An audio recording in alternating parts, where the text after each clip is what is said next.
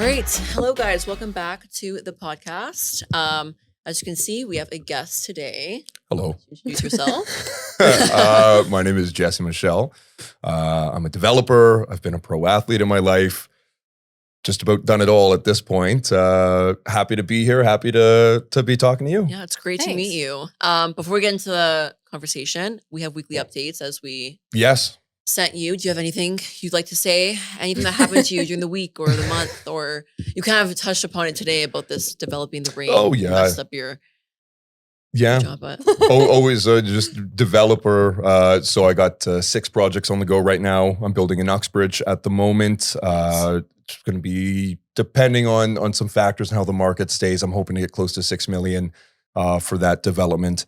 And then I have 3 resorts that I'm building in Muskoka. Oh my God, I have cool. 1 that I'm building in Mount Tremblant. And then hopefully I'm going to be starting on a close to 8,000 square foot house in Whippy. So very, very excited about everything that's going on there. A lot of planning. I've been getting renders done for the builds. I've been talking to architects and the engineers. It's been a lot. It's been a very hectic few weeks. Oh my God, yeah. So all that's been going on. And then recently did another podcast, and I think we got the one clip got there's Toronto viral. Toronto viral. So I was really excited about that. And I think it's 175,000. I'm like, this is my first foray onto TikTok. So those are my updates of the week. I was on TikTok. I'm like, wait, are we having but this was after.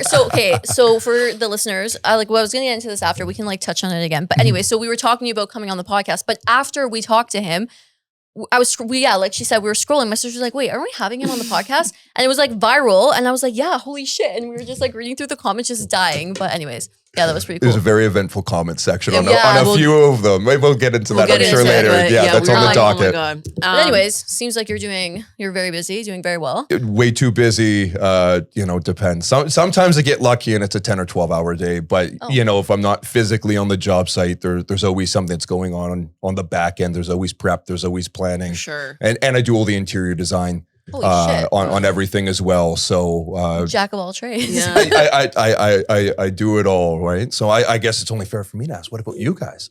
How's your week's been? Well, we had our little party on Saturday for the podcast. I wish you guys would have sent me a reminder, because I told you I was coming to that a month ago. Okay. And then I saw it and I'm like, oh my God, sorry. I missed out. It's my bad, because you guys told me the date and I forgot. And then All so good. that's my bad. I mean, feel it bad. wasn't anything crazy, but it was just a fun little party celebration. So thank you to everyone who was able to come. I am still recovering today. I'm not gonna lie. Yeah, it was absolutely truly. Wow, the hangover was disgusting. Real. You know, those ones where you wake up feeling and your heart's no, you just feel stiff and a zombie. That was literally me. I couldn't, but it was really, really fun. Other than that, I got scammed recently. It was this huge oh my God. thing. Okay, no. Talk about your dream. Remember your dream about the government and the my money? dream last podcast. Basically, I had a dream that I owed the government billions of dollars. And basically money was taken from me was my dream.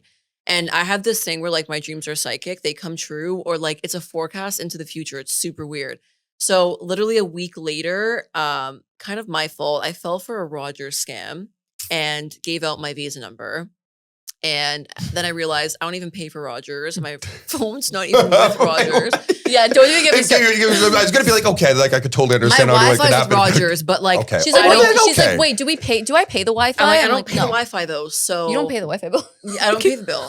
So I'm like, why the fuck did I just give this guy my Visa information? He's pretending to be Rogers. And when does Rogers ever send out e-transfers? Never. Yeah, listen. But it was after the Rogers outage, so I'm like, oh, maybe they're reimbursing people with. Anyways, I don't even know what I was thinking. I was having a little bit of a brain fart moment. Anyways, a week later, I find out my card's being scammed. $3,000 LCBO, Canadian Tire. At least they partied.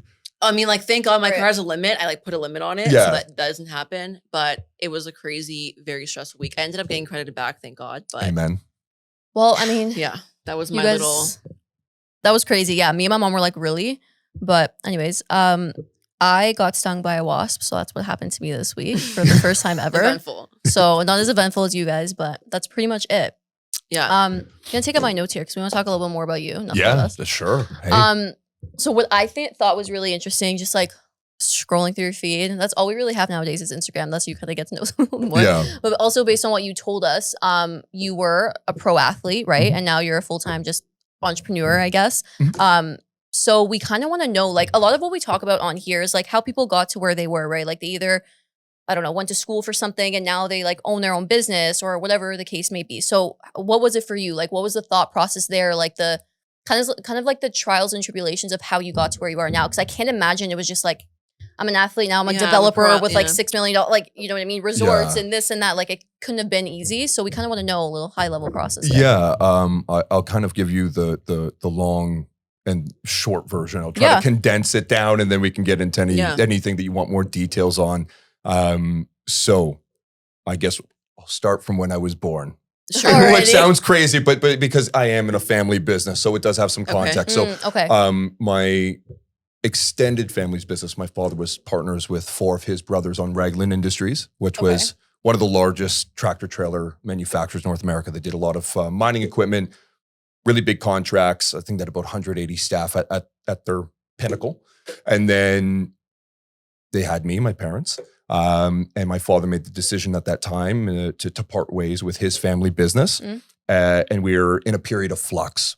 So a couple things happened at that time. We moved to a farm, a charity farm, which was very random. We had a pet pig named P-Mail. Oh, I love P-Mail. It was P-Mail the pig. That was his name. Oh, I love it. That's cute. So my sister wouldn't eat P-Mail as a kid because like, we're going to eat P-Mail? And it's like no. very cute, very cute. And so we were doing that. And at the same time, my father stayed in the industry, went to work for someone else, found a lot of success again. But there was this period of time where my parents were rebuilding.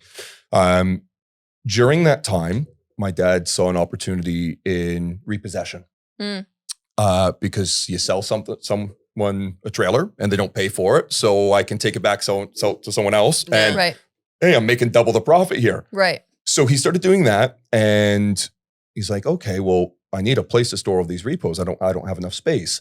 Unfortunately, fortunately, I guess in more ways, unfortunately, a friend of theirs, I believe from high school, had recently passed away. Right. And he had a car wash.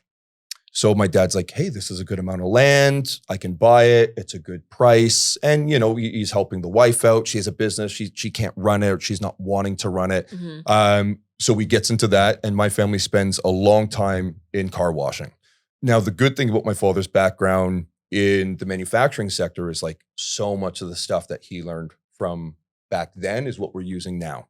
Okay. So we had built our own car washes and we developed this amazing reputation within the industry. Everyone wanted to buy our car washes and people were hiring my father as a consultant and he was building washes and started selling them. So that's what got him even more so into developing. But he also started on a lighter note doing flips as a teenager. I believe my father was 18 when he had actually purchased his first home. Oh, wow. So he was doing flips. He was doing some stuff like that. And then at the same time, we had a parcel of land. It was a century home, the house I was conceived in. Fun stuff. These are the Fun things facts. that you know when you have a very kind of now open and kind of liberal family that discusses these things. And they had divided that up. And that was my father's and my mother's first foray into doing residential builds. Okay. So they had kind of spent the majority of time there. So that's kind of the family background. And then my personal background, I was into athletics. I was a multi-sport athlete. I was like in public school as a captain of the volleyball team and the basketball team. And I was a theater kid. Like my parents were just like, if you want to do it, do it. And I had a lot of support. So I was very fortunate. Love that. I don't know how, but I just kind of excelled in everything as a kid. School was really easy for me. I was an honors roll student, but I was missing so much school because of all of my athletic endeavors. My parents would pull me out of school to train with like a private tutor on ice, and he would come in from the city. I'm from Port Perry, Ontario originally. Okay. So it was just this big, crazy process. Lot of politics in small town hockey. When I was 10 years old is when I transitioned to playing goalie in hockey. My father was a politician in my hometown at like a low level. It was kind of, my parents were really big into community work. He was the head of like the fair board because like when you're a small town, the fair is like the biggest thing. Yeah. He was on the board of commerce. My parents did a lot within the community. And unfortunately, lot of people have issues with you when you're Right. doing stuff. Who do you think you are? You're in the limelight. Yeah. Neither of my parents drink, and all these, hockey teams, especially when you're young, it's all the parents and their drinking buddies. Right. So there was just stupid politics that shouldn't affect the kid. So my parents saw that I was elite. They saw that I was very passionate. I wanted to go to private school because, growing up in this kind of small Christian town, Port Prairie High School was like at the time one of the worst for like drug use. Oh. And this was before weed was legalized and before I'd ever tried weed. I'm like, weed, they smoke weed Like, and yeah. they drink alcohol. I can't go there. Mom, Dad, send me to private school. Yeah. Especially as an athlete, I guess, right? Yes. Yeah. So I made a deal with them that if I was an honor roll student, I could go to any school that I got accepted into. So I ended up getting accepted to Premier Elite Athletes Collegiate. So that's where like Connor McDavid went. And where's that? That's in Downsview Park in North York. Yeah, yeah. And now Blythe has since purchased that campus. We had three campuses, one in London, Ontario, one in Burlington, and the original one here in Toronto. Okay. We've had so many people first round in the OHL, first round in the NHL. Catanacci, Binnington, the goalie for St. Louis, won the Stanley Cup. All three of the Subban brothers. Like, if it was the place to be in Canada if you wanted to make the NHL. Okay. Wow. I didn't know So I went there and I was doing that. I turned pro at 18. I had an opportunity to go to the OHL. It was the year of the NHL lockout. Malcolm Subban had come back from NHL camp. That displaced me because I was going to be the second goalie. That made me the third goalie. There is no third goalie on the team. They say, get out of here. Right. So I found an opportunity to go play in Sweden. Oh. Wow. I played over there. We were affiliated with the Swedish elite team called AIK. So there's two teams in Stockholm. One's called Djurgården and the other one's called AIK. Okay. So had a really great experience there. I got to work with the national coach for goaltender Stefan Persson. Kept on developing, was facing some injuries. Same thing. There's always politics. I was getting a lot of looks from playing NCAA hockey, which was like very exciting. I ended up tearing out my ankle at 20 Oh, fuck. and retired. Oh, shit. I took some time off. Was a multi-sport athlete. So I had transitioned. I'd always done rowing as just like additional exercise. It was just one of my favorite ways to get cardio in. I unintentionally broke the unofficial indoor 2,000 meter row record for Canada. Oh, wow. And then I had an opportunity to go play in Australia in the Aussie Football League because, I was like 215 pounds, 6% body fat, was running like a 256. So for people who don't know what the AFL is, it's kind of like rugby, except it's like the most popular sport in Australia. We don't watch it over here. Over there, it's insane. It's like, they play it in a cricket stadium, which holds like 60 to 80,000 people. Wow. It's like, and the average like player runs like 15 and a half kilometers a game. So it's a crazy sport. They have a program where it's called Category B Rookie. So if you played another sport professionally, they can pay you and it doesn't affect their salary cap. Okay. So it's to build the sport internationally. What it was originally kind of used for was there's another sport that's very similar called Gaelic football. So it's to bring over the Gaelic football players. And then they started bringing over basketball players. So there's a person who takes like a tip off. So they were taking people that played Division I that didn't make the NBA, offering them a contract, and it worked really, really well. So then I would have been the first hockey player to make the transition. I broke my leg.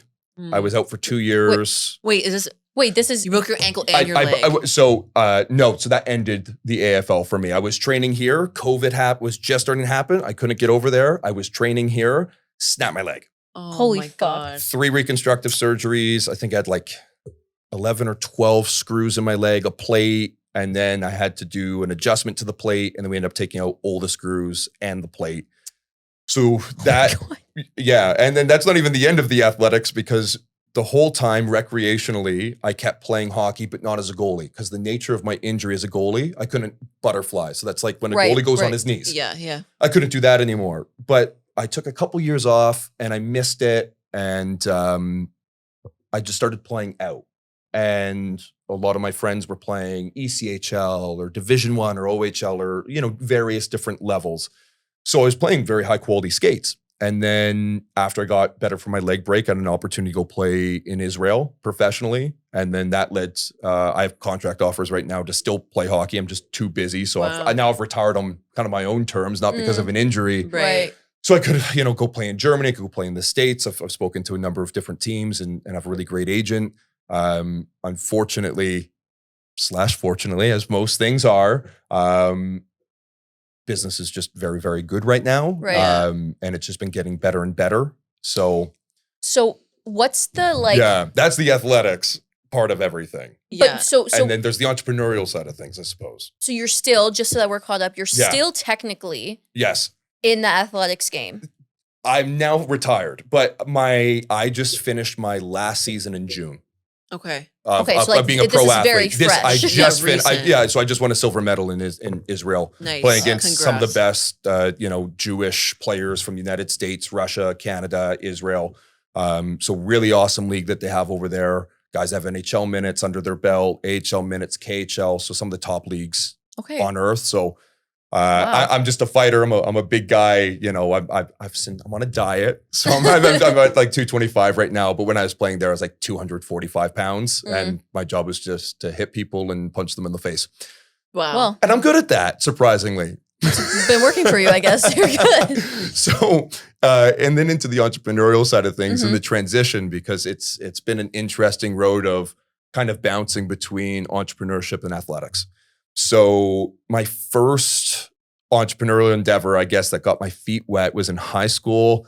I was really into Photoshop and like doing like digital art. So I had like a whole DeviantArt portfolio and I thought it was a lot of fun. So I would there's something called Game Battles, which is like the original like pro league gaming website. So I would make logos for pro gaming teams and they would send me Xbox gift cards or iTunes gift cards because like PayPal was kind of in its infancy and like sending money to people online was weird, but they'd send me gift cards. Okay. So I got my feet wet into entrepreneurship. I'm like, people pay me if I'm good at something and I don't have to work for someone else. I can be my own boss. So, growing up in an entrepreneurial family was good, but this was mine, right? It wasn't my parents' thing. It was my thing. And then when I was playing hockey, I'm like, I like nice things. I like nice clothes. I like to look good. So I was good at finding things on sale. And then I signed up on a website called Grailed, which is like, Never heard of that. Yeah. So it's mainly men's streetwear. Okay. It's kind of the go-to spot for higher end streetwear. So I signed up on there and I'm like, okay, I'll sell my own closet. And I started noticing, I'm like, I'm making a profit on my own clothes that I bought on sale because I was picking the right pieces. So then I started doing consignment, selling other people's stuff online. And then I started making connections overseas. So like Bape is like a really popular brand. So they do Japanese only releases and I'd pay people to go wait in line and send me the shit. And then I would send it to other people. So I started becoming like a flipper. And that was doing really well. I kind of accidentally grew that business to be quite successful just out of my bedroom. I was doing, close to 6 figures. Holy just shit. like, just as, yeah. And, I was like, a teenager, right? So I was like, oh, okay. I guess I'm doing this now. And then that started to fall by the wayside. There was just the way that you got scammed. PayPal started getting all these different scams. So they would send you their address and it would be an abandoned house and it wouldn't match up to their PayPal address because you would get the address sent to you on Grailed. So you'd send it to that one and you wouldn't cross-reference that it was the same on PayPal. So they'd send it to abandoned house. They'd wait for it to be out for delivery, wait their whole day, collect it. And then they'd be like, you didn't send it to my PayPal address. So I lost like thousands of dollars on that, like a lot of money because I got hit by like a targeted scheme. Shit. It was so that was bad. And then like a lot of people, you sell them something, I don't take returns, but if someone would like really like complain enough, do I want a really bad review or will I just take the product back and sell it to someone else? True. People send you a pillow, they send you a rock, or they wear it and then they'll be like, that's fake. Like it's bullshit. I'm like, it's not, but whatever. Send it back if you're not happy. And they send it back with a wine stain. Oh, fuck. That's so annoying. Yeah. So I just didn't like doing the customer service aspect of the whole thing and all the scams. It was still profitable. So during that time, while I was still doing that, I was still making good money. My best friend at the time, Greg, was working at Roots on Bloor Street, but like on the leather design team. Okay. So I said, okay, like I'll go join you doing that. Just like once or twice a week. They're like, we want to bring you in 5 days a week. I'm like, no, I have my own business. I'm literally just doing this because like me and Greg used to do dinners together. We used to go clubbing together 2-3 nights a week. Like we were just like attached at the hip. Yeah. So I'm like, okay, like I'll come work with you once or twice a week. This is a nice way to get out of the house because I'm working from home. Right, like I'm so bored. I need to leave my house more. Yeah. I'm living, at King and Bathurst, and it's like great, but I'm just in my 500 square foot condo all day. Right. So I started doing that. Really great experience. I learned a lot. That was like when the like XO jacket came out, the OVO jacket came out. They brought the Blue Jays jackets back. So like that was like, there was that kind of renaissance, like summer 15, summer 16 of like Roots jackets. And everyone, like all the Toronto celebrities were wearing them. Then he got headhunted to go work for a suit company. And I'm like, the only reason I took this job is to work with you. Can you get me a job there? So we went to suit school together. We were working in Yorkville. You went to suit school? I went to suit school. I went to Texas. I went to suit school with them. I'm just, sorry, before you continue, I'm just so like astounded that you literally had your hands just dipped in like every... in just such a short period of time. Well, I think it's a short period of time. Like you can't be that old because you said you were 18 when you turned pro and then all these things happened in between. I was like 19, 20 at the time when I went to suit school, I think. Like that was all in the span of like...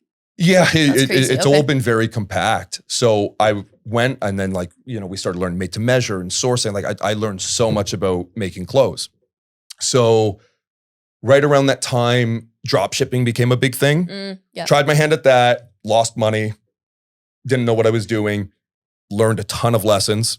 And then I'm like, okay, we just went back to work, kept doing my thing, decided to fully shut down my Grailed shop. I was making good money doing suits, but not where I wanted to be. I was working for someone else. I love like where I was working. I love my team. I just didn't love working for someone else.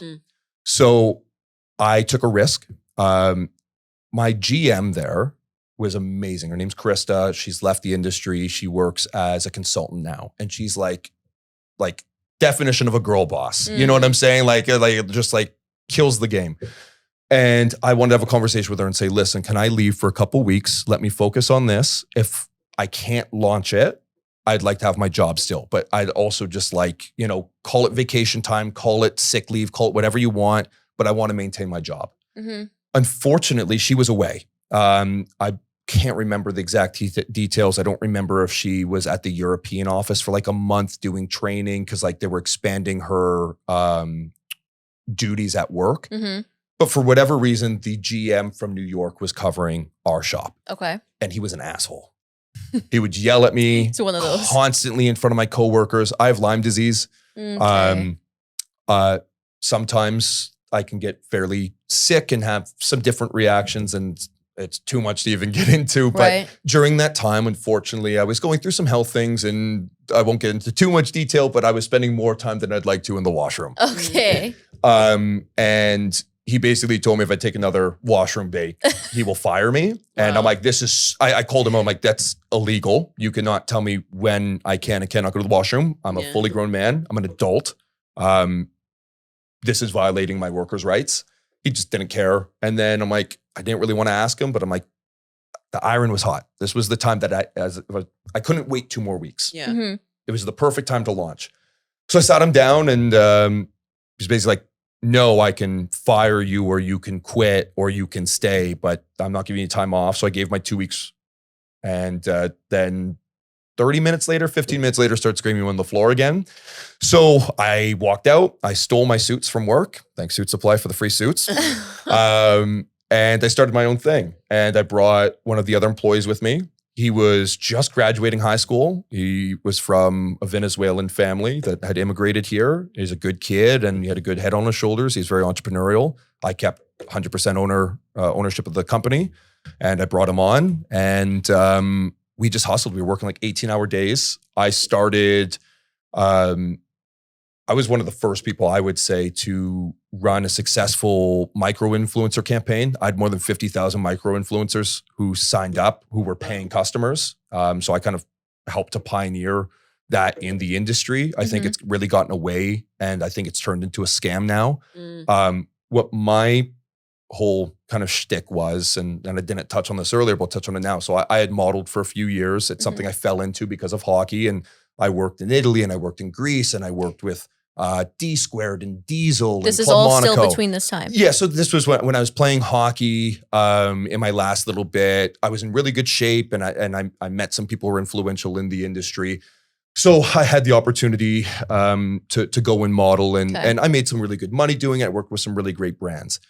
And what my thought process is I'd meet all these people that like their dream was to model. Mine wasn't. I fell into it, and I'm very happy that I did it, but it wasn't my dream. And I'd meet guys and girls, and all they wanted to do was be a model. And the thing is, it's like, what makes someone a model? I don't know, right? Like, because I remember I'd go in, I'd take agency meetings, I'd be invited out for something, meet all these people, and they're judging you.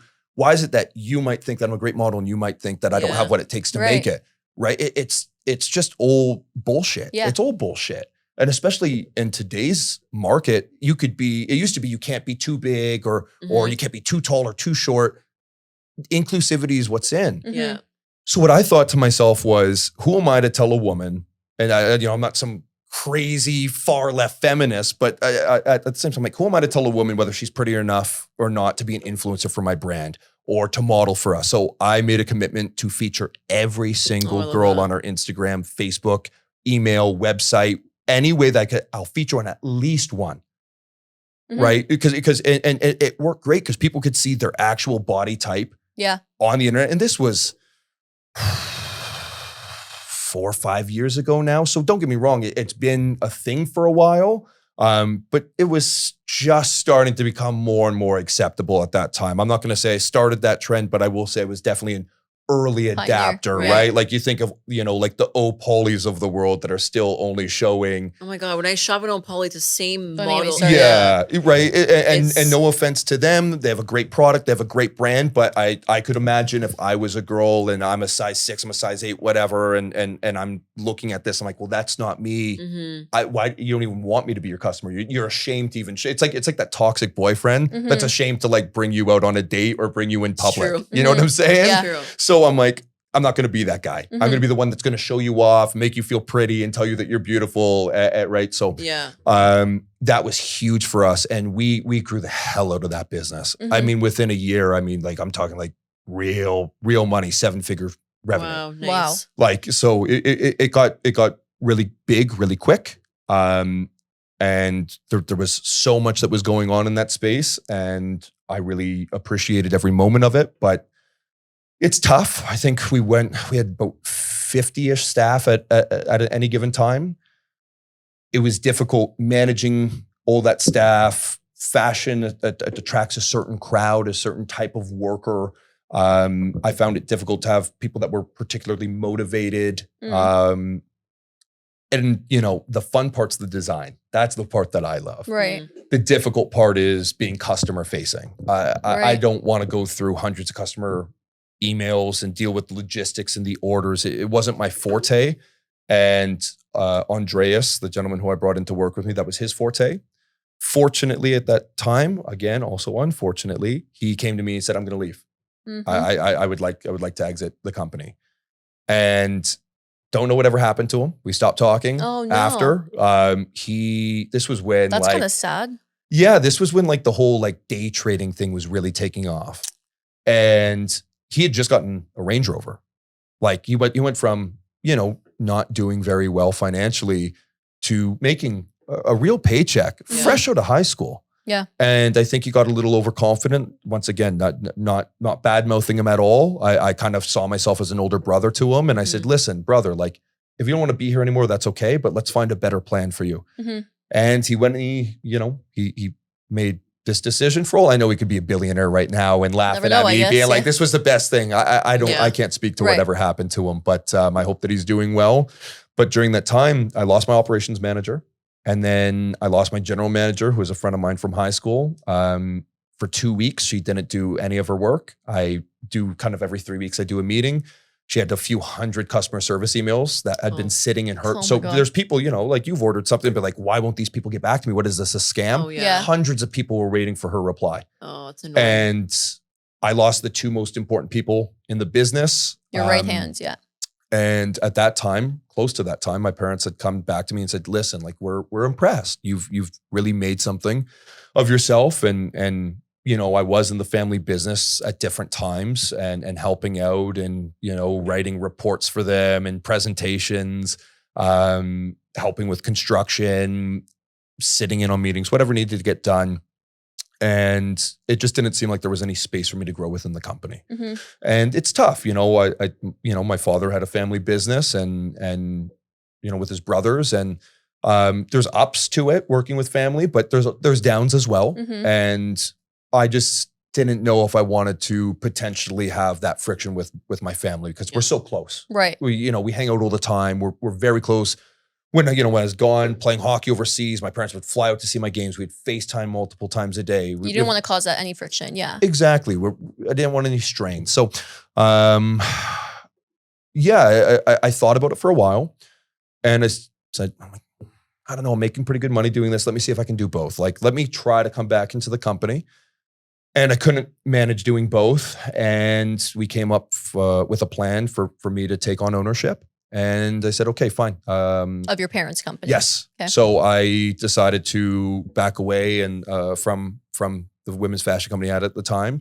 And I'd sold all the name, the rights, the website off. They went under. They went to a drop shipping scheme. And they thought that they could run the business better than I could, and they couldn't. Right. I mean, you started that, so I feel like. Yeah. So that went the way, and I came back in the family business. And at that time, they're doing maybe one build every 4 years. And, over this next year, it looks like we have about 6 builds to be doing. Nice. So,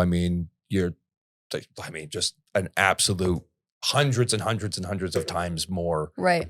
Work now. So it went from something that they kind of did. My parents were kind of semi-retired, making enough through doing this amount of work to be happy, but not working themselves to the bone. And then with me coming back in, they're like, oh, like we can actually be pretty big developers. I'm like, yeah, just so just wait. Yeah, we all have our own strengths that we bring, to the business. My mom still does all of the books by hand. She doesn't use it by hand. That's crazy. But she knows the way to do it, and she's like, I perfected my system, and I'm sticking with it. Traditional. Yeah, don't break it. Yeah. So and for my dad, he's got such a wealth of knowledge and building. I mean, this guy can solve any problem. And then for my sister, she's in the business as well. When it comes to it, I mean, she can just do kind of anything. Like she's very good at, hey, do this, and she just fucking executes. There's very few people, and I think it's an underestimated skill to just go do the work. Yeah. To pull it off. So, as we're expanding into resorts and things of that nature, her job is going to be, more on the managerial side of that, dealing with bookings, the maid staff. She's just fantastic. Like if you show her how to do something, she just executes, executes. Yeah. Thank God, right? You need that on the team. And then for myself, like I'm definitely more on the design side of things and the big picture side of things. When it comes, I do the website. I deal with the architects. I deal with the engineers. I do the interior design. I do the exterior design. I pick all the finishes. I'm always finding new deals. I'm building relationships with all the realtors, and then doing media. So, here we are. Yeah. So, we all have our own strengths, and we can all overlap with each other a bit. I want the skills that my dad has because he's not going to be around forever. Right. So I try to learn that, and the same way, like I know, for my mom, she's like, hey, trying to show my sister, well, this is how I do the books, and then same thing, I should learn how to do the books if I have a little bit of it. So you should understand what everyone else is doing. Right. But when you have that thing that you can really go out and it's yours, stick to it. Yeah, exactly. I feel like it's good delegate to everything else. Leverage everyone's unique capabilities, but at the same time, be able to kind of learn a bit so that you can apply them to your own best practices. You know what I mean? 100%. Like moving forward. Does your guys' company have a name? Yes, Nearland Day. Nearland Day. Okay. Nearland Day, and everyone's like, what the fuck is that? That's how French is falling off in this country. So Nearland Day is French for Dutch, because I am Dutch and I am French. I'm also Italian, German, British, and French. Okay. Yes, but I'm primarily those two things. Got Our it. family's primarily those two things. So we're like, well, what should we call it? And it just, I'm like looking around. I'm like, what do I call this company? And it just seemed like Interesting. it sounds nice. It sounds high end. does. It's French. It's It does bougie. sound nice. I was Yeah. gonna say it sounds very bougie. Like Nobody can spell it, but that's fine. It's fine. It's good. It's fine. I feel like just your whole story, there's so much, like we can be here forever with like dissecting every aspect that you like, it's a from long start to finish. story. But I think like the main thing that I got out of that is the type of work ethic that you have. Mhm. And so if you had a piece of advice for anybody who wants to start anything, Mhm. whether that's because I think like a lot of people who listen to this, and even us, like there's always something that you want to be your own. Like you said when Yeah. you started your company, you're like, this is mine. Like it's not my parents, it's mine. And I think, working 18-hour days, like you said, it comes with a type of work ethic, but not everyone has that right off the bat. So I'm kind of wanting to know like what your main piece of advice is for someone who wants to just start something, whether it's a friggin', I don't know, anything, Yeah. I heard an interesting statistic, and I believe it's correct, but citation needed. Right. We'll fact that, check later. that the average person, so let's say that you have a regular job, if you do 10% more work than the people around you, that the benefit factor, like in terms of your annual salary, something like 40 grand more. Mm-hmm. And so I think that a lot of people think it's like, I have to work so immensely hard because, this like hustle culture has really taken over. And I think it's really toxic. You're going to burn out. We literally talked about this last week. Yeah. You're going to burn out. You can't do it forever. And there is a time to just do the work. Just do the fucking work. Just don't make an excuse, because some people will make the excuse, oh, like I'm like resting and self-care. It's like, that's very important. I truly believe in it. But some people think you have to like fucking kill yourself to be successful. You don't.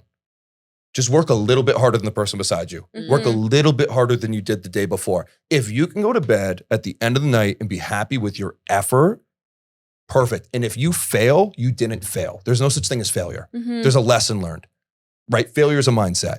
Right. So it's like if you go, even if you lost 10 grand on a bad business decision, or like maybe you're a barber and you're starting your own shop and you fuck someone's hair up so bad. Okay, you learned a lesson. That's one client you won't get again. Maybe you'll get a bad review. You can erase that, because in 10 years, no one's gonna remember that one shitty haircut that you gave. Right. If you think that you failed, you've beat yourself. I like that. Yeah, it's so hard. I feel like there's so much advice to give to entrepreneurs, because I get messages all the time. Like, I get phone calls. We're bringing on interns for some certain things. And when you're talking, they're like, how do I do this? Like you're 27 and how do I figure this out? Yeah. So I'm like, I feel like I'm always on the phone telling people, I'm like, do this, do that. Don't think about this. Don't think about that. I think the other thing is people put so much value on what other people think about them. Oh yeah. 100%. Oh yeah. I'm guilty of that sometimes, not gonna lie. But it's really just, it sets you up for just being disappointed in yourself, 100%. Like, and like, I also think that you kind of touch on this, that entrepreneurialism is a mindset. And like, 100%. I say this because there's people like you who've always like had their own businesses and just have been very like forward thinking in those things. But then there's also people like I work a 9 to 5, but I also have all these other things going on. So I have the podcast, I do real estate and things like that. But from someone on the outside looking in, they wouldn't be like, oh, she's entrepreneurial. So are you. You have your marketing during the day. You know what I mean? But I think that entrepreneurialism comes with that work ethic mindset and that give 1% more each day than you did before. And I feel like there's no way that you can fail if you think that way, Yeah. And like, I don't know. I just kind of want to get rid, like, am I going to work for someone all my life? Like you said, absolutely not. Like that's not what I want, but I think you can learn valuable skills through doing that. Yeah. So I kind of want to know your thoughts on that, because you did work for someone at one point. This may not be a direct answer to your question, No, it's just your thoughts. This is something I think is really interesting. I think entrepreneurship is super overrated for most people. If in your heart you want to be an entrepreneur, fucking do it. But what does that mean? What does it? Being an entrepreneur? Like, I feel like that's the thing, like this hustle culture and like social media, it's like, I'm an entrepreneur. And it's like, what does that really mean? That's a very good question. There's no answer. It's just kind of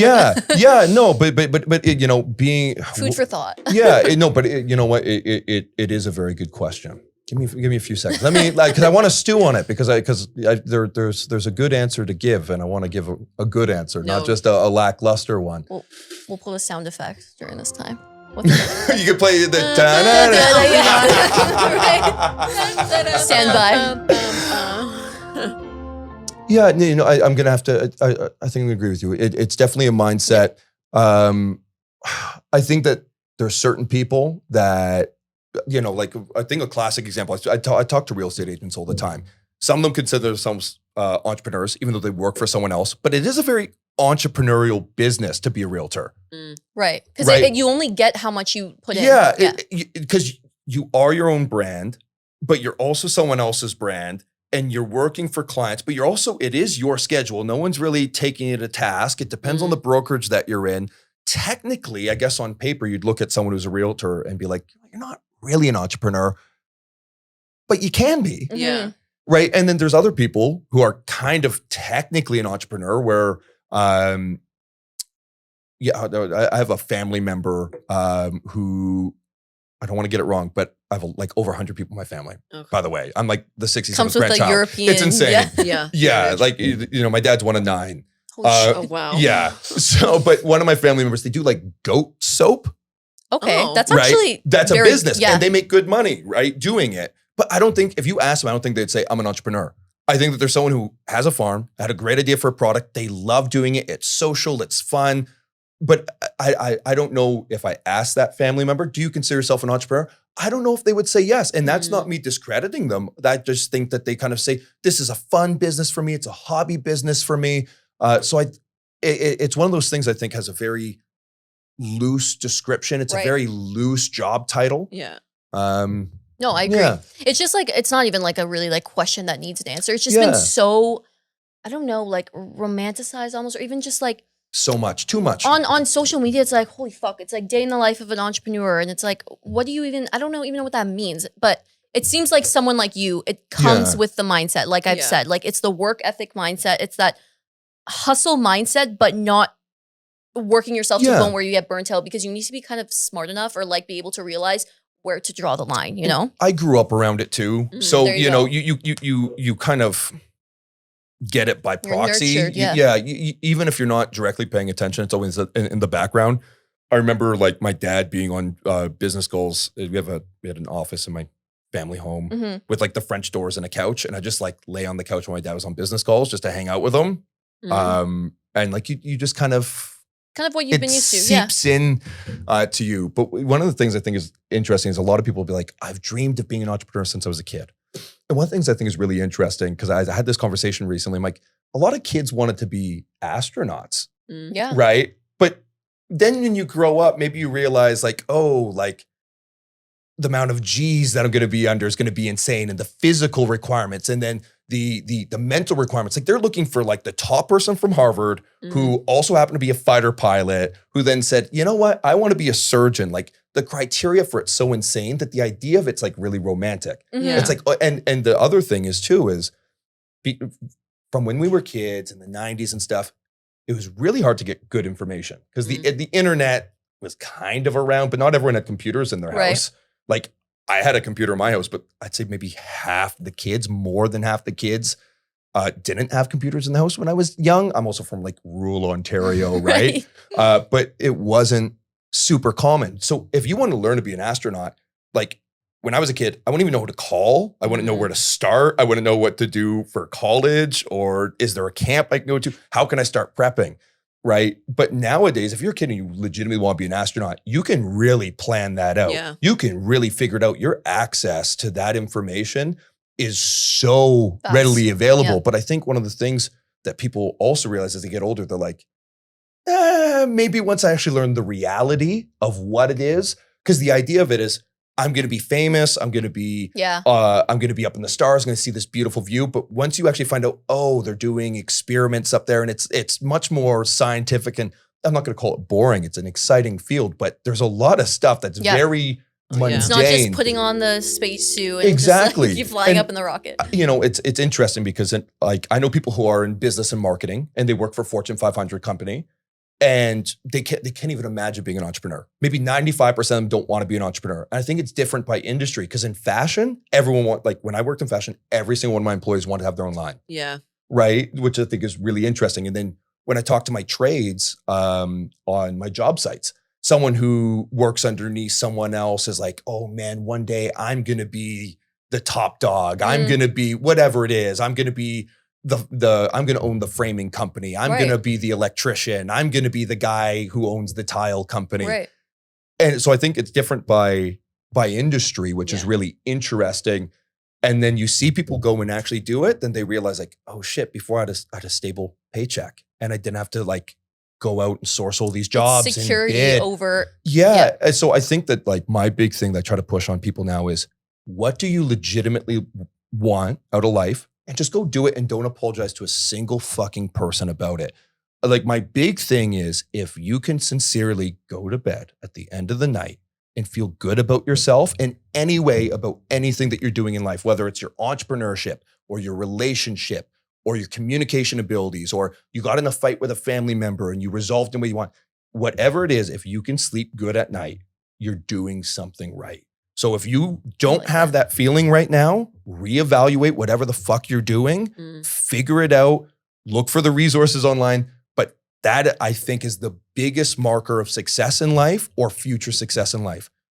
Do you go to bed happy with who you are, what you stand for, and what you're about? If the answer is yes, keep on fucking trucking because success is right around the corner. Damn. That was drop on that. That was so inspirational. Yeah, it really was. Holy shit. And I want to touch upon what you said about for me personally, so I'm in marketing. Like you said, I even told Sam, like when we started this thing, I'm like, honestly, I don't mind climbing the corporate ladder. Like I can see myself being in corporate, but being, top boss in corporate. I don't necessarily need to have my own thing, but like I like that kind of system and that environment. So again, it's not for everybody. It's not like not everybody, I just wanted to touch because I said it's about work ethic, that entrepreneurialism is about work ethic. And it's not to say that people who aren't entrepreneurs don't have good work ethic. No, like of someone course. That's not what I meant. Just like, no, I was just touching on his point where like it might vary by industry or it just varies by person. Like 100%. Even like you said, when I was younger, I wanted to be a vet. Like I love animals. I'm like, vet, I'm going to save lives. I got older. Oh my God, I got to put dogs down. I got to kind of, I don't know. So it's true. Like we have a lot more information now than we did when we were younger. 100%. In case anyone cares, I went to school for urban planning. Okay. So I want to be an urban planner because the enemy of developers is the urban planner. Right. In another world, we hate each other. Right. There you go. Maybe in a different world. But I went to school for urban planning because again, my dad, he was in construction all his life. Like he built high rise and I always looked at him as like someone who contributed to making Toronto what it is today. So I was like, I want to be an urban planner. And like I fantasize that, I'm just going to be like this badass woman walking on these job sites and I'm going to be this urban planner. I'm going to make it. And there's money in this and blah, blah, blah. And after I graduated, I went to U of T. I was like miserable. And I was like you said, going to bed at night, like, is this really what I want to do? Like, I don't know if I can do this. And I was interviewing with developers all the time. And I was like, I can't. Like, I feel like I'm more of a creative. And I made the switch and went into marketing. We started a podcast, which if you asked me when I was at U of T trying to be an urban planner, if I was going to start a podcast, I'd laugh in your face. You know what I mean? So I think that advice, like, it really stands because all that matters is what you truly feel inside. And yes, like money is cool and like fame could be cool. But at the end of the day, if you're not happy, then what are you really doing? You know what I mean? I agree. Yeah. So some of the happiest people I've ever met my entire life, they don't have necessarily nothing, but they live in a house that was built in 1980 and they have a newish car, but they have really great family. They have really great friends. They can have beers and ride their ATV. There's nothing wrong with wanting those things out of life. I think that we sensationalize. Yeah, you want the Rolls Royce. You want the in the male entrepreneur space. You want the bad bitch, with her ass out and you want to eat in Yorkville every night, you know. And it's like there's nothing wrong with wanting those things either. But the same thing. Don't listen to. Don't let those things drive you. Yeah, exactly. You don't need to listen to Andrew Tate to tell you what you need in life. You don't need to listen to your mom. You don't need to listen to your dad. You don't need to listen to this influencer, that influencer. You don't need to look at Instagram and see the most muscular guy and think that that's what happiness is. Most of the time, a lot of people that you see around you are miserable and it's a front and it's a show. So that's what I'm saying. Like too many people look outward for because Kanye West is like, what is it? you went to Instagram to crowdsource his self-esteem. And I'm like, that's what people do. They crowdsource their self-esteem. It's like, don't look outward, look inward. Yeah. Right. No, I 100% agree. There was a bunch of other points we wanted to get at, but we're coming on time. But one thing I do want to do is go through that TikTok because I think that it was just funny. And you said that you had a story. Yeah. So before you start, let's talk about what this like TikTok was about. Maybe we can like in post, we can maybe like play it or something. But what was this TikTok? What were you guys talking about? So one of the things that we didn't touch on today was I had also worked at Cabana Pool Bar. So when I was modeling, I was 19 years old. So I was modeling, I was playing hockey, but like you're training, but you're not playing like games during the summertime, right? So it was like, hey, this is a really great job. And we posted the clip from like an hour and a half long YouTube conversation, video. And it's like a 30-second long clip. So, the one piece of context that was missing was this was like one of my first jobs. It was like very early on. So people thought I was like bragging about it. A lot of people like with 180,000 views or whatever, a lot of the comments were people agreeing with me or thinking it's interesting. There's a lot of likes. So when I look at it, the majority of the feedback has been overwhelmingly positive. But one of the things, and I'm learning to deal with this, is how do you deal with people who disagree with you, people who maybe publicly they don't have the context. Maybe they think that you're a bad person. So and some of the clips that were posted from that, because I think in accumulation, there's like about just over 250,000 views, like for that duration of like all those different clips. Right. In totality. So on some of the videos, I'm like, okay, I won't comment back because I don't want to like feed the trolls. But then I'm like, you know what? I'm me. I'm not going to clap back at nothing. But I'm someone who can laugh at myself. Yeah. And I'm someone, I don't think that my shit doesn't stink. I don't think I'm better than anyone. I don't think that like any of those things. Yeah. So I'm like, you know what? I'll have a laugh at my own expense. Let me talk to some people in the comments. And it's funny, like a lot of people that I was talking to either didn't reply or they did. There was a really nice reply. They liked my message. I think that online, everyone is dehumanized. We just see a screen. We don't see a person. Like, if someone has ever said anything bad about your podcast, I doubt they'd sit in this chair, come sit here and say, well, I think this about you and I think this about you. Right. Yeah. No chance they would, because people are actually pretty nice and pretty kind and pretty calm. But when you have a story and it's 30 seconds and they don't see it as conversation with a friend, they see it as, a personality online, they feel entitled to a big opinion. Right. So I'm still learning to deal with it, but I think that I found kind of my way where, nothing that was said had bothered me. It was actually kind of fun and a fun exploration into like hearing what people have to say, taking feedback. So I actually found a lot of joy coming from it, where I think maybe a younger version of myself would have been like, fuck that person. They don't fucking know me. Yeah, Eat for shit, sure. loser, and go full rage. But yeah. And I think it's important because even with the podcast, sometimes we're always, like you said, caring what people think is like a big thing. And it's like we post these clips and there's a lot of times where we're like, hey, but if we post like this one part and they don't hear this other part, they're going to think that we're like, I don't know, saying something bad about Or this. even just sort of click off the shares button. Like, it used to scare the fuck out of me. Like, when like 30 shares, 12 shares, whatever. How much? I'm like, why are people sharing this? Like, are they talking shit? Do they like it? Do they agree? Now we're just like, we're going to say our opinion, whether you like it or not, whether you disagree. Fine, come and like disagree with us. And we'll have a conversation about it. That's what a podcast is. That's what everyone has their own opinions for, right? So kudos to you for I've seen a lot of YouTubers where they're like at the end of like a 20 long. I like I'm really into like Game of Thrones. I'm really big into like nerd culture. I'm a huge Harry Potter fan. So they'll do like a 30-minute breakdown at the end. They'll be like, thanks for watching. And if you didn't like the video, thanks for watching this long, right? Yeah, so if anything, I just appreciate that someone, if it's 30 seconds a minute, I just appreciate that someone gave me that 30 seconds of their time or that minute of their time. And yeah, exactly. If we disagree, it is what it is. You can't please everyone. And if you try to please everyone, then you're not pleasing yourself. Yeah, you're trying to so please it's everyone. unhappy. Let misunderstandings happen. Let miscommunications happen.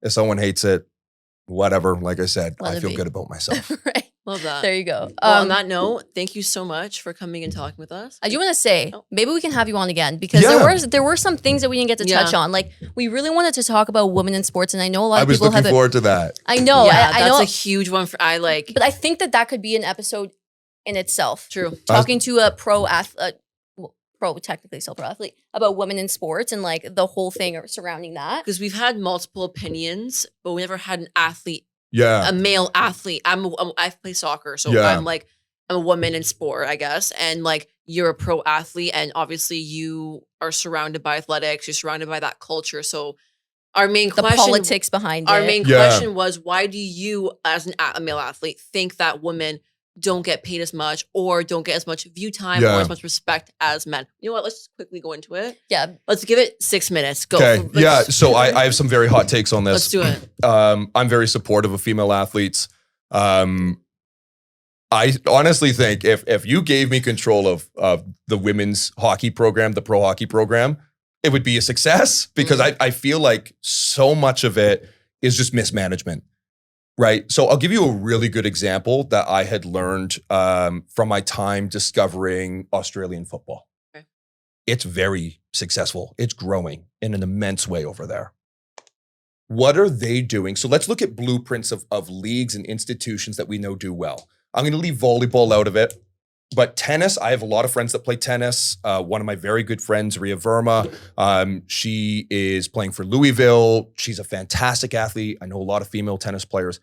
They make good money. They get great amount of people watching them. And they're not scantily clad. They're not wearing makeup. They're athletes. They're jacked. It takes any sexual element out of it. And I'm not huge into golf, but from what I've heard from people in the golf scene, there's this renaissance right now of women's golf. I can't get too much into it because I don't have all the details. But what I do know is hockey, and what I do know is tennis, and what I do know is what they're doing in Australia with football. So when I played junior hockey, we had to do a lot for our community. We had to go out and skate with kids. And every junior team's different. Some junior teams don't do this at all, but other junior teams are very big about this. I had to do assemblies about not doing drugs in school. We give out free tickets. I would go to the hospitals for like the sick and the elderly in nursing homes and give out teddy bears on Valentine's Day. We were involved in our communities.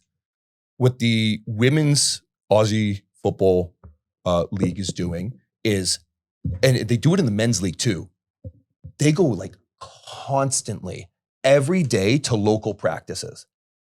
So imagine if the Raptors just showed up every day to a different high school basketball team, an inner city basketball team. They do so much community outreach. So what they did is they had a value proposition.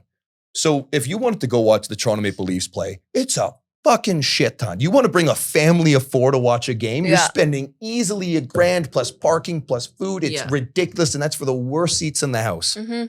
So imagine if there was a women's hockey team that you could go, and the experience of the Scotiabank Pond, it's an experience. You're in an elite level, high-end facility. So if you could get a ticket to go there to watch still really good hockey, but at a really great value proposition and bring people in the door. Okay, so if it costs $20 a ticket, so instead of paying over $1,000, you could get $80. And then, okay, well, look at all this money I saved. Now I'm going to buy my kid a puck. I'm going to, buy a bunch of food. You have a beer garden. You're going to have a better experience overall. And because maybe it's not as big yet, you can have potentially one-on-one time with those athletes. You can have a meet and greet after and signings. There's so much more that's available. And that's what they're doing in the WAFL. They are going out into their communities. They're going to practices. They're going to schools. They've marketed themselves as a value option while they're still growing. And now they're getting like 20,000 people to a game. That's like, you're getting as many people to a women's league game as what you can fit in an NHL rink, right? And people are saying, well, like, we can't, people don't want to watch women play sports. They don't care. There's all this sexism. I'm like, if you are building a league from scratch, it's a much newer thing, having real high quality women playing real high quality sports. You got to put in the legwork. Fun fact, did you know once upon a time in the world of men's sports, softball was more watched than baseball? Do you think that the baseball just sat around and said, we need to be paid more. We need to be paid equally to the softball teams. The softball teams had the money. They did the legwork. They were established. They had sponsors and they had all sorts of deals. Like they had to find ways to build their fan base. And once you've built a fan base, they actually kind of ties into the developing. If you've developed one house, you probably can't charge a premium. But if you're known as a high-end builder and you've built 20, 30 luxury homes, people will say, oh, I don't want just any house. I want a Jesse Michel house, right? Because I know him, I know his style, I know what he does, right? So you have to build that out. And I don't think that teams are doing a great job. Like the Toronto 6 women's hockey team plays at York University's arena. That arena is a real junker. It's barely even suitable for junior A hockey, let alone major junior boys hockey. So you have a subpar facility with bad marketing. I grew up around here. I played hockey around here. I've never seen a pro women's team come skate with a boys team or a girls team or show up to games or do community promotion. And if they are doing it, why don't I know about it? The other thing, they're not building stories. We knew about Sidney Crosby when he was like 10 years old. Yeah. That's true. We knew about him in high school. We knew about him in major junior. We watched him, in the World Juniors, because you make heroes. Why do people want to watch Pittsburgh play when they come to Toronto and pay more money for a ticket? Is it because Pittsburgh is really good, or is it because they want to see Sidney Crosby play? Yeah. Why do people want to, LeBron James, Cleveland, Miami, LA, people will pay twice as much to see LeBron play than some other random play. You're right. Why? Because they want the story. I can name Cassie Campbell, who played hockey. She doesn't even play anymore. Wickenheiser, Poulin, Nurse. I can name like 3 or 4. And even then, I don't know their story that well, right? Like, why aren't they on Instagram and TikTok showing us the best moves, the craziest hits, the fights? I think that there's so much that's not the female athlete's fault. It's whoever the hell is doing their marketing and their advising and the agency of the whole thing. Yeah.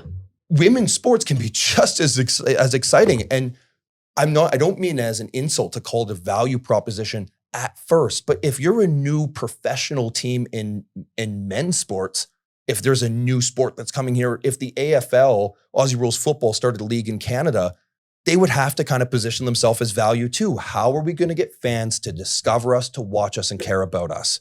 True. Usually the best way at first is put a financial incentive to it. Yeah. Right? And then for the financial stability of the league, give you an example. Junior hockey, when I was playing out west, you could do a 50-50 and you could keep half the money from the 50-50 draw. In Ontario, you could do a 50-50, but it's for charity. You can't give it to yourself. You can give it to like sick kids. Okay. Some of the ones when I was playing out west would be like tens of thousands of dollars per game. Wow. That's a huge difference, especially when you're a fledgling team. Every dollar counts. So it also comes down to the government putting better programs in place to allow teams to become more financially stable.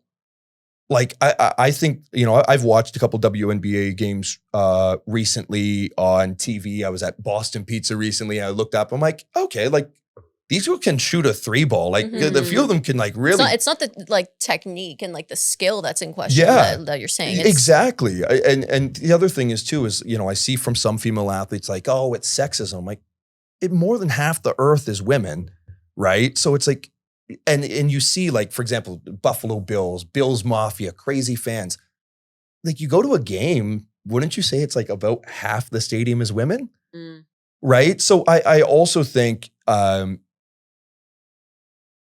women should support women, right? I think that women gang up on women. There should be more of that. Men should support women too. But if you want to find somewhere a jumping off point, I'm not blaming women for not. No, but it's like, so help each other. That's my boyfriend had at first I was arguing about this. I'm like, you can't say like women have to help women. Why can't men also help women? But he's like, but not you women, but just women in general rather watch and like pay to watch Kim Kardashian keeping up with the Kardashians and like women shitting on each other on Desperate Housewives than actually investing in women's sports. So it starts with women essentially. And that's what we were talking about last podcast too. And honestly, it makes sense, especially how you put it. Women have to support women. Obviously men have to support women, but it has to start, somewhere from that Yes. base. Mhm. So Yeah, and I know I like what you said, we could do a whole episode on It's this. I very kind of had to rush through all No. of It's a my very ideas. nuanced, So like very in depth. You can really get into the layers. I have with even this. more to say, but yeah, like I would love to save that for a different 100%. episode where we can go actually in depth, because there's a lot of TikToks I've seen too where it's like, why don't you watch women's sports? Oh, it's boring. They're not as entertaining. And then the guy's like, well, would you watch them if like their shorts were shorter or they had crop 1,000%? But like, why? But why is that? And the guy was like, it's more entertaining. But like, what makes I just have But so then, many then there's a flip side. Like if you actually, I know men who actually appreciate sports, Yeah. and like if you actually appreciate the sport, there's men and women out there who would watch it. But it does also come with, it's systematic. It comes with the management. It comes with like the Mhm. funding to these things. So there's like so many like different layers. I Yeah. think. And one of the things I think is really interesting too is if think about the WWE divas, the whole Oh, female yeah. division. Oh yeah. It's like, okay, like they're kind of dressed in a semi-provocative way, but the guys are wearing Speedos and thongs and jock straps. I mean, so like the whole thing is, but I'm like, people watch WWE, even though it's scripted reality, because the way that I look at it, I was having a conversation with someone recently. I'm like, it's basically bodybuilders doing choreographed dance where they beat each other up and they're also stuntmen. Like Mm. I can understand the value in that, but people love watching the men. They love watching the women. I don't think it's because the women are scantily clad that's no more provocative than how the men are dressed. The whole thing It's true. has some vaguely homoerotic undertones, which is fantastic. Hey, go for it. I love it. but Right. but I just think you're seeing elite athletes doing crazy shit every single night, pushing the limits of what their sport is. Mhm. And I think that that's a group of female entertainers and athletes that don't get nearly enough recognition in popular culture, because it's kind of seen as this is a thing, maybe like in NASCAR, it's rednecky, or it's a thing for kids, or it's a Mm. thing for boys. But I'm like, these girls, man, like their physique, like I saw this one girl on Instagram, she just signed with WWE and she's like Canada's karate champion. I'm like, Wow. the girls that they bring in Yeah. aren't just these ditzy little things. Like these are fucking killer athletes that have figured out, hey, I mean, I not that I know anything about karate, but how are you going to make a living off karate? Right. But you can make a living at being this great athlete, doing these aerial maneuvers, these crazy tricks, these crazy stunts. And it's like, good for you. Mhm. Go get that money, get that bread. Right. And I'm glad that opportunity exists for them. Right. And I think, even if you touch on combat sports with like Ronda Rousey, Yeah. what sold her? Her story. It's true. I know that name. You know that name. You know what I mean? I don't, but You don't? She Oh, okay. basically came into UFC as a girl and murdered everyone in like 8 seconds for like 10 fights in a row. wow. Citation needed. That's not the actual numbers, but Yeah. Fact check. she dominated, right? Mhm. So that's the thing is they sold the story of this superior, dominant female. And then what happened is the whole sport got better because Yeah. all of these girls in these gyms all over the world were like, oh, wait, I can do this too.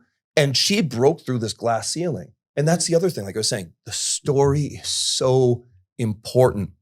Tell me about the girl who grew up dirt poor from nothing, who had everything stacked against her, who made it to this level. Tell me about the girl who in school, they said she's an idiot, but she had, some sort of learning disability, whatever. Mm. And despite all the odds and everyone thinks she's going to fail, she's got like the craziest softball pitch on earth that we've ever seen. Like, I want to see people Right. just do insane shit, break the expectations of we think a human can do in an interesting and compelling way, right? Like we see it in men's hockey all the time. We see it in men's basketball all the time. We see it all the time in men's sports. They follow them from high school to NCAA, March Madness for basketball. We get to see these guys, they're champions and they're expected to be champions when they get, but before he's even made it to the league, I have 10 years worth of stuff I can look back on his career, know him, know his story, know his struggle, see him go from this skinny teenage boy to this big 7 foot tall, muscular guy who can dunk. And it's like, I'm invested. Mhm. So we need to do a better job of creating these stories, creating these tales, finding these athletes, Right. promoting these athletes. I think that it's starting to happen more and more. But I think that we can do a lot better at it. I think it's only going to get better and better. And as one sport in women's sports grows, I think that everything will start to rise up, because as soon as someone does this over here, right? So like I was saying before with the WAFL, They're doing some smart stuff. They're getting attendance. It won't be long before different women's sports says, hey, maybe we should be sending our athletes to every single practice. It'll be a domino effect, yeah. Maybe we should focus more on merchandise sales, and maybe we should focus more on concession sales and just getting people through the door. Maybe we should focus a little bit more on the stories of these athletes and making people into true superstars in this league.